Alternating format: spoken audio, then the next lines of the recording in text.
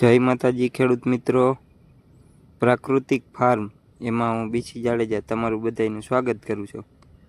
મિત્રો, આપણે ઉનાળુ શાકભાજીમાં 3 વેરાયટી વાવેલી છે: ભીંડો, ચોળી અને ગુવાર. તો જો મિત્રો,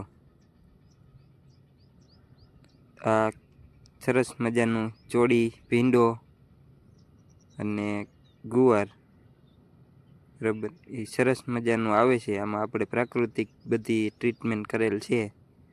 એકવાર જીવામૃત આપ્યું હતું અને 2 વાર પંચપર્ણી અર્ક અને અગ્નિ અસ્ત્રનો છંટકાવ કરેલ છે. બરાબર, સરસ મજાનું બકાલું છે. આપણે બધું બકાલું ચાલુ જ છે.